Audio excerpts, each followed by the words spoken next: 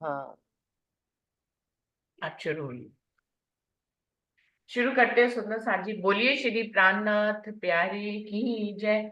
बोलिए श्री सद्गुरु महाराज की जय। सर्व सुंदर साथ की जय। प्रणाम जी, सभी सुंदर साथ जी को मेरा प्रेम प्रणाम। वो परमहंस गोपाल मणि जी की बीतक में हमें पेज नंबर 144 पे। तो इस प्रकार संबत 1901 में फूलपुर वैया गांव में स्थान पे महाराज जी वापस आते हैं। जो उनके प्रेमी सुंदर साथ होते हैं, उनके आगमन में जो उनके विरह का अनुभव कर रहे होते हैं, वो बड़े प्रसन्न होते हैं। आसपास के बहुत से गांव के सुंदर साथ जो है महाराज जी के साथ बैठकर अक्षरातीत पूर्ण पारब्रह्म की पहचान की चर्चा सुनते थे। दिव्य ब्रह्मपुर धाम की चर्चा सुनते थे और दुनिया की जो वेद शास्त्र पुराण है उनका भी ज्ञान ग्रहण करते थे। और महाराज जी ने खुले हृदय से सबको कह दिया था कि जो भी ब्रह्मवाणी का रसपान करेगा वो बिना कसनी बिना तप योग और यज्ञ के आवागमन से मुक्ति को प्राप्त हो जाएगा। तो ब्रह्म ईश्वरी जीव सृष्टि को मोक्ष दान हिय टेर प्रेम सखी सुनी चलहु पियासंग मूल भवन जहां तेर। चौपाई में कहा गया है कि चाहे ब्रह्म सृष्टि हो, ईश्वर सृष्टि हो, जीव सृष्टि हो, मोक्ष का दान देने तो राज्य इस दुनिया में सभी को आए हैं। सारी सृष्टि को मोक्ष मिलेगा उनके जीवों को। तो प्रेम सखी अभी सबको कह रही है कि अक्षरातीत पूर्ण पारब्रह्म का ज्ञान सुनकर हम उन्हीं के ही संग हो जाना चाहिए। मूल भवन जहाँ तेर, हमारा जो मूल स्थान है परम धाम, हमें वहीं पे ही चलना चाहिए। आगे एक दिन की बात बता रहे हैं कि जब महाराज जी एक दिन एकांत में बैठे थे तो गैवर साईं मिश्र ने वहां जाकर आपसे प्रार्थना करी कि हे स्वामी, मेरी इच्छा है कि इस तन को मैं काशी में छोड़ूं, क्योंकि महामंत्र तारतम के द्वारा आत्मा को अपने दिव्य स्वरूप में जागृत हो जाएगी। तारतम मंत्र के द्वारा मेरी आत्मा तो दिव्य ब्रह्मपुर धाम में जागृत हो जाएगी, पर यह शरीर तो मिट्टी है, इसे मैं विश्वनाथपुरी में ही छोड़ना चाहता हूँ, क्योंकि मैं पहले उन्हीं को ही इष्ट मानता था। इसी कारण मेरी प्रार्थना है कि यह शरीर काशीपुर में रहे। श्री महाराज जी ने गेवर साई मिश्र जी की इस प्रार्थना को स्वीकार कर लिया। तो अब अगली हेडिंग है गेवर साई मिश्र का धाम गमन।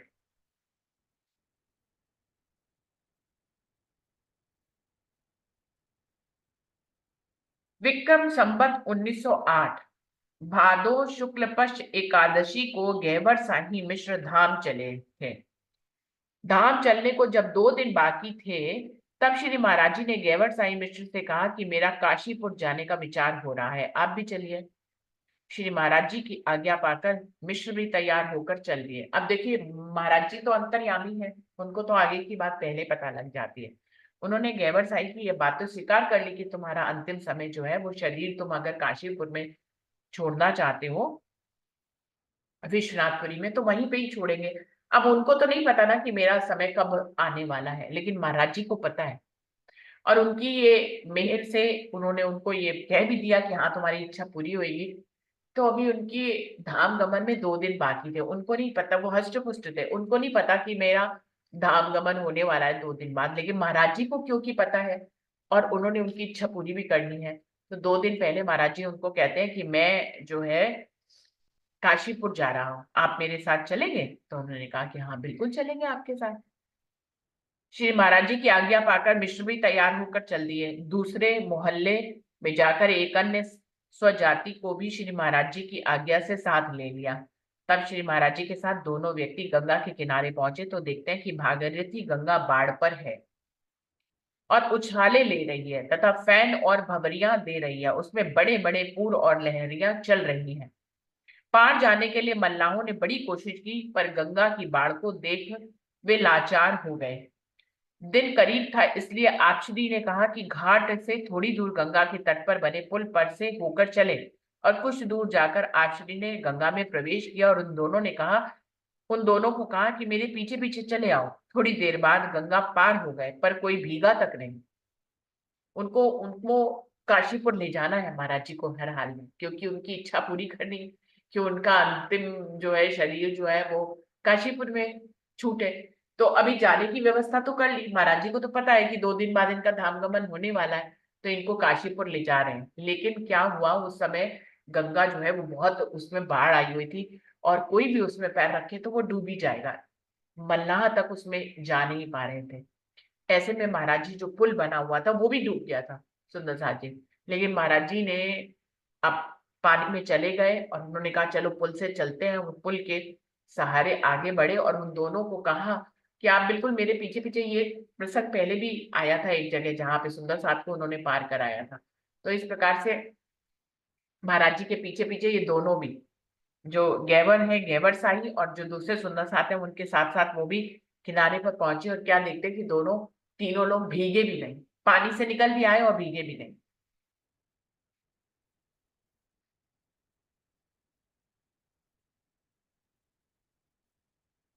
पीछे पीछे चले आओ, थोड़ी देर बाद गंगा पार हो गए पर कोई भीगा भीगा तक नहीं। गैबर साईं मिश्र ने इसे आप श्री की ही शक्ति समझी। उन्हें अपने दिल में कोई शंका नहीं हुई, पर दूसरे व्यक्ति के दिल में शंका हुई कि ये कैसा चमत्कार है। पर डर के कारण पूछ ना सका। अब वो पार तो हो रहा है लेकिन भीग नहीं रहा है।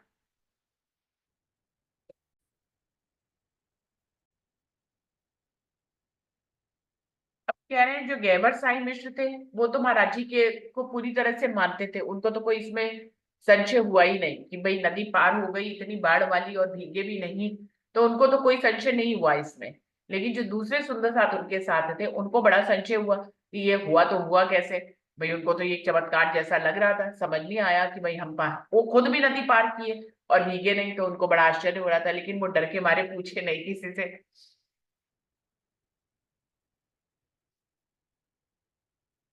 अच्छा, डर के कारण उन्होंने पूछा नहीं। दूसरे ही दिन काशीपुरी पहुंच गए, मतलब महाराज जी दोनों को लेकर काशीपुर पहुंच गए।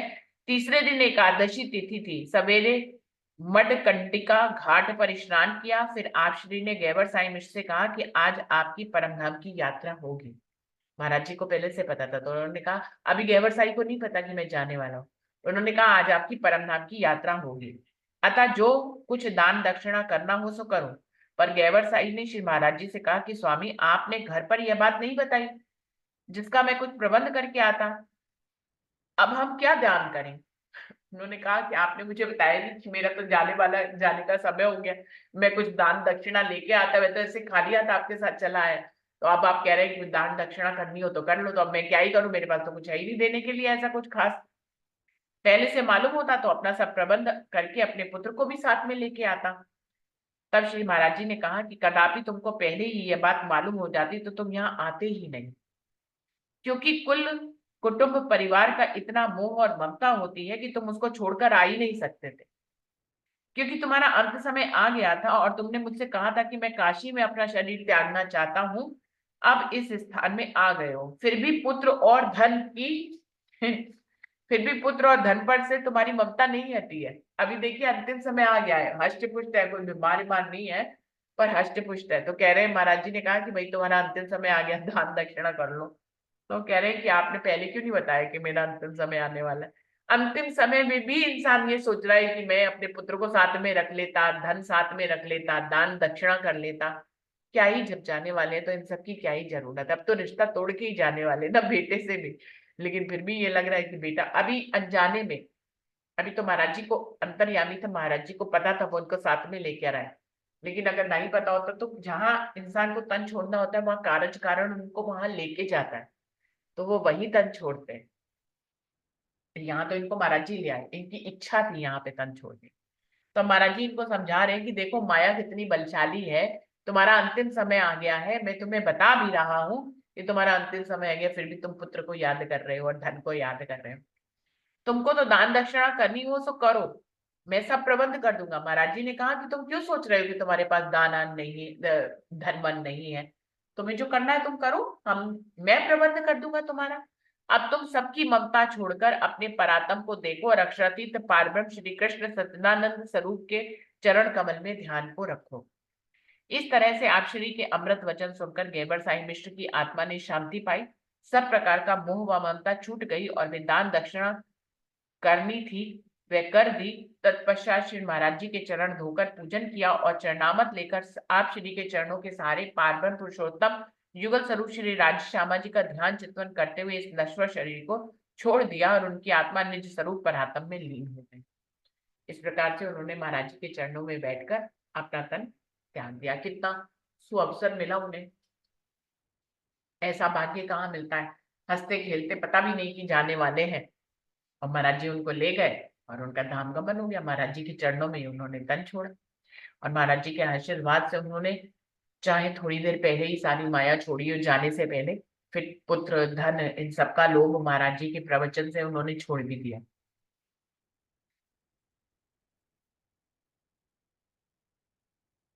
भादो शुक्ल पक्ष एकादशी शुक्रवार प्रातः 9 बजे गैबर साई मिश्र की आत्मा दिव्य ब्रह्मपुर धाम को प्राप्त हो गई।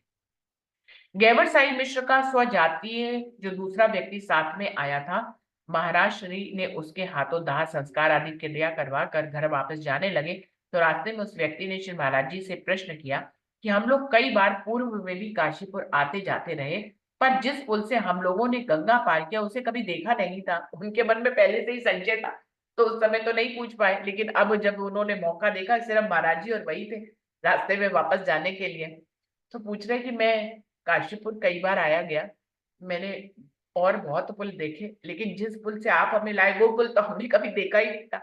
तो ये क्या मालूम, ये तो महाराज जी ने जो है उनको अपने आत्म बल से लेके आए थे, कोई पुल वुल थोड़ी ना था। लेकिन अब इनको पूछ रहे हैं बड़ी दृढ़ता से, पहले तो नहीं पूछ पाए लेकिन अब अपने जो है शंका का निवारण कर रहे हैं। तो वो कह रहे हैं उनको, आप कृपा कर बताइए कि उसका क्या कारण है, आप कृपा कर बताइए, मैंने वो पुल पहले कभी नहीं देखा था। तब श्री महाराज जी ने कहा कि उस जगह कोई पुल नहीं था, पर गैवर साईं के चलने का दिन करीब आ गया था और गंगा पार होने का कोई साधन नहीं देखा, तो मैंने अपने योग बल से पार किया और अब की बार नाव से चलेंगे। उन्होंने कहा तब मुझे योग बल से तुम लोगों को भी पार कराना पड़ा, खुद भी पार किया, क्योंकि गैवर साईं के जाने का समय नजदीक आ गया था और उनकी अंतिम इच्छा पूरी करनी थी इसलिए, और नदी इतने उफान पे थी कि हम लोग नहीं जा सकते थे, तो इसलिए अपने योग बल से मैंने जो है गंगा खुद भी पार करी और तुम्हें भी पार कराई, लेकिन इस बार ऐसा नहीं करूंगा, इस बार नाव से लेके चलूंगा, नाव से लेके चलूंगा। इस तरह आप श्री ने उत्तर दिया और गंगा पार वो 5वें दिन घर पर लौट भी आए। तो अब पूरा दाह संस्कार करके गैवर साई को विदा करके वापस भी लौट आए, 5 दिन लगे। जब गैवर साई मिश्र धाम चले गए तब मंदिर का कार्यभार कृष्णनंद तथा गौरी शंकर मिश्र देखने लग गए और श्री महाराज जी ने फूलपुर के सब सुंदर साथ को श्री 5 पद्मावतीपुरी धाम पन्ना में श्री श्री 108 श्री प्राणनाथ जी की तथा वहां के सब सुंदर साथ की सेवा करने की शिक्षा और आदेश दिया। श्रावण बदी चौथ को श्री प्राणनाथ जी का अंतर्ध्यान दिवस है। श्रावण बदी चौथ को श्री प्राणनाथ जी का अंतर्ध्यान दिवस है। चौथ को व्रत और पंचमी को मेला होता है। श्री परमहंस महाराज जी की तरफ से महाप्रभु श्री प्राणनाथ जी का थाल भोग अर्पण किया जाता था और सुंदर साथ जी को भोजन कराया जाता था। श्री महाराज जी ने जब तक इस धरा पर निवास किया है तब तक पंचमी का मेला किया और आपके धाम चले जाने के पश्चात कुछ समय तक तो वैसा ही चला, फिर शरद पूर्णिमा पर होने लगा और वह सेवा सदा के लिए नियुक्त हुई जो आज भी हो रही है। पन्ना में जो मेला हो रहा है, पहले इस मेले को वो कह रहे हैं गोपाल मणि जी पंचमी पंचमी का मेला करके करते थे, बाद में ये जो है ये शरद पूर्णिमा पे भंडारा होने लग गया और भोग जो है वो महाराज जी की तरफ से आता था। तो वो कह रहे हैं वो सेवा आज तक चली आ रही है, इसी ढंग से सेवा वहां पर होती है।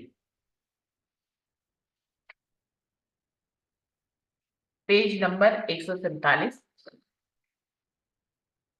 संतों द्वारा अपने मंदिर बनवाने की इच्छा व्यक्त करना, की हेडिंग है।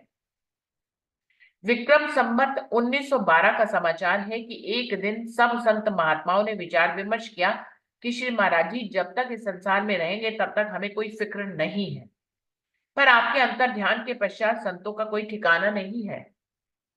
जो मंदिर बना है वह गृहस्थों के अधीन है, उसमें हम लोगों का निर्वाह नहीं हो सकता है।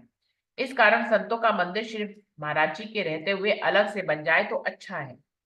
यह विचार कर श्री बाबा जी जगन्नाथ दास जी को बुलाया गया, क्योंकि श्री महाराज जी के पास अनंत प्रिय थे, क्योंकि वे महाराज जी के अत्यंत प्रिय थे। उनकी बात श्री महाराज जी कभी नहीं टालते थे, तो उनको अपना अगुआ बनाकर साधु महात्माओं ने कहा कि हमारे रहने का भी एक स्थान बनना चाहिए। भाई आप जब तक हैं हम आपके साथ रह लेते हैं, कभी अंतर ध्यान आपकी लीला हुई तो हम सब साधु संत कहाँ रहेंगे। भादो कृष्ण जन्माष्टमी करीब थी, ऐसा विचार कर सर्वसम्मति से बाबा जगन्नाथ जी को इस कार्य हेतु नियुक्त किया गया। और उस रात्रि को बाबा जी शयन किया तो प्रातः एक पहर दिन बीतने तक वे आसन से नहीं उठे। श्री महाराज जी ने किसी संत से पूछा, आज शैतान का चरखा कहाँ है? वह नहीं दिखाई दे रहा है।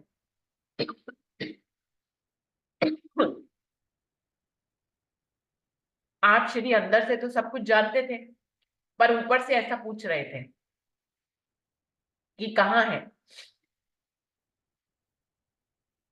तब संत जी ने उत्तर दिया कि आज वे आसन से नहीं उठे हैं। आप श्री तो सब कुछ जानते ही थे।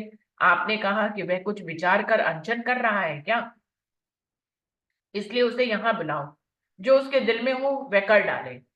ऐसी आज्ञा पाकर संत ने जाकर बाबा जी को बुलाया और बाबा जी आए और उन्होंने आपके चरणों में प्रणाम किया। फिर संतों का अलग से मंदिर बनवाने की इच्छा व्यक्त की। तत्काल श्री महाराज जी ने मंदिर तथा सेवा पूजा का स्थान निश्चित कर लिया और तत्पश्चात शीघ्र ही सब संत महात्माओं ने मिलकर बंगला के अंदर सेवा पूजा की पधरावनी की। और श्री कृष्ण जन्माष्टमी का समैया था, सब सुंदर साथ एकत्रित हुए थे। जब श्री कृष्ण जन्म का समय हुआ तो वहां सेवा पधराई गई, श्रृंगार कर पर्दा खोला गया, घंटा घड़ियाल बजने लगे। फिर महाराज जी ने आरती कर सबको प्रणाम किया और तत्पश्चात सभी ने आरती न्यौछावर कर दंडवत प्रणाम किया। इस प्रकार बड़े धूमधाम से उत्सव मनाया गया।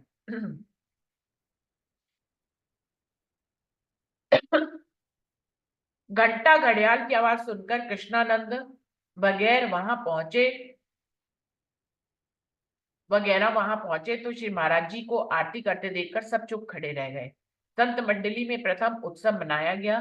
तत्पश्चात पुराने मंदिर में श्री कृष्ण जन्म का उत्सव मनाया गया।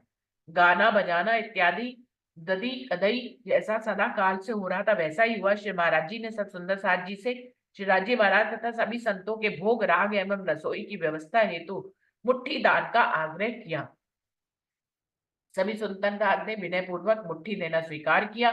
उस दिन से मुट्ठी दान, प्रतिदिन एक मुट्ठी अनाज का दान के आधार पर भैया मंदिर का कार्य चलने लगा, जो आज तक चल रहा है। एक मुट्ठी अनाज का दान का समय उन्होंने उस समय से निर्धारित कर दिया था।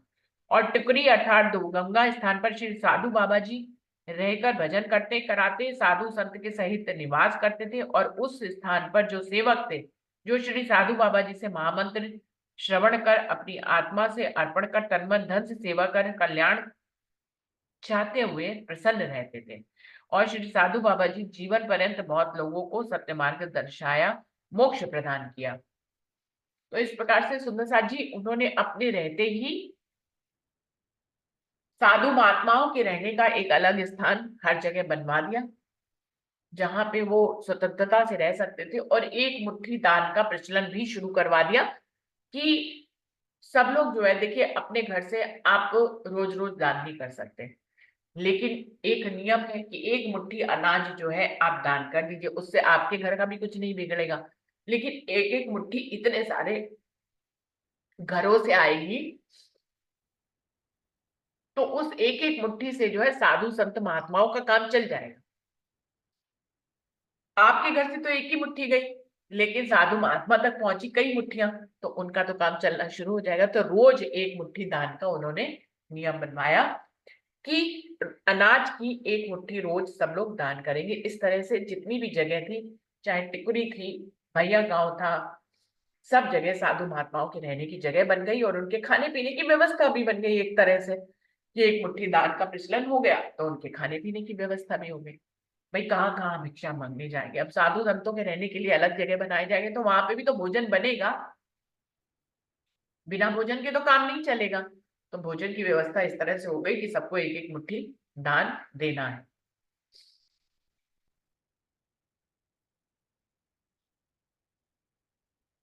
श्री साधु बाबा जी का धाम गमन।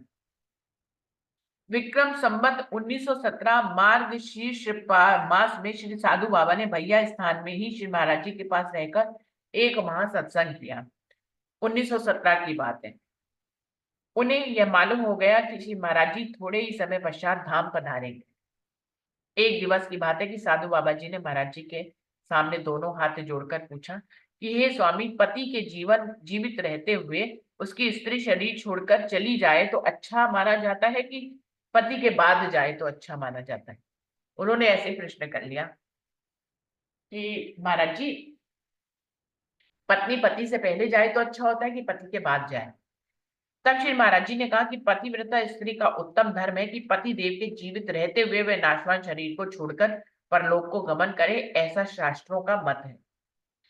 आपके श्री मुख से ऐसी बात सुनकर साधु बाबा जी कुछ दिवस साथ रहे, फिर संत मंडली के साथ श्री चरणों में साष्टांग प्रणाम कर बार बार नेत्रों से अश्रुधारा बहाते हुए वहां से विदा होकर टिकुरी गांव पहुंचे और सोचने लगे श्री महाराज जी ने अपने धाम चलने का निश्चित दिन संकेत से आषाढ़ कृष्ण पक्ष प्रतिपदा रविवार को बताया है। महाराज जी ने पहले से ही अपने धाम गमन का दिन निश्चित करके बता दिया था।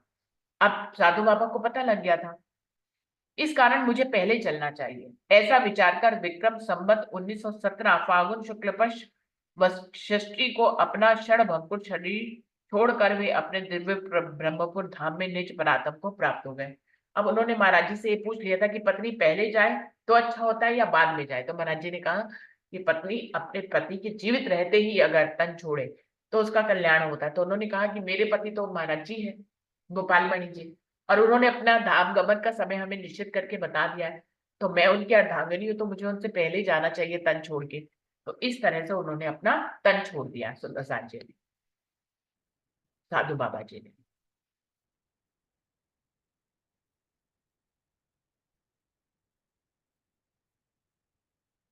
1917 फागुन शुक्ल पक्ष वषष्ठी को अपना क्षणभंगुर शरीर छोड़कर वे अपने दिव्य ब्रह्मपुर धाम में निज परातम को प्राप्त हो गए साधु बाबा जी। उन्होंने उनके रहते ही पहले तन छोड़ दिया। श्री महाराज जी फूलपुर भैया स्थान में संत मंडली तथा सुंदर साथ सहित बैठकर ब्रह्म ज्ञान चर्चा कर रहे थे। एकाएक आप चौंक पड़े और फिर मौन हो गए। तब सुंदर साथ पूछने लगे। श्री महाराज जी ने कहा कि बड़ा धोखा हुआ, साधु बाबा जी धाम चले गए।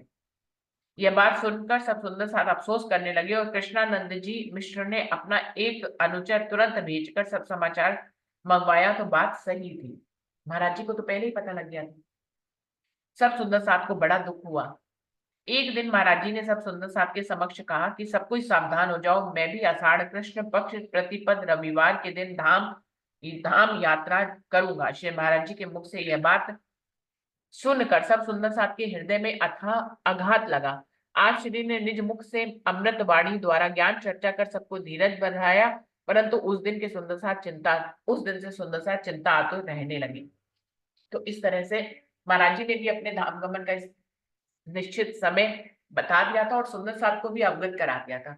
अब सुंदर साहब से वो विदा होने वाले थे तो उनको दुख तो होना था ही, तो सुंदर साहब बहुत चिंतित रहने लगे।